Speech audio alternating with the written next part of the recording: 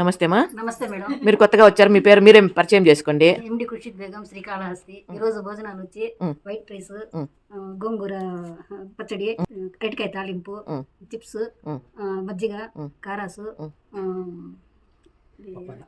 బొప్పాయి పండు, బెండకాయ పచ్చడి. బెండకాయ పచ్చడి. పచ్చడి అంటే అది బెండకాయ పులుగూర. ఓకే అమ్మా, వెరీ గుడ్.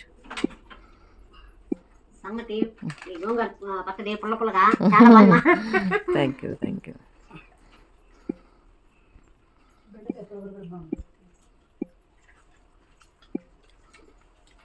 చాలా సూపర్ ఉందమ్మా. థ్యాంక్ యూ అమ్మా.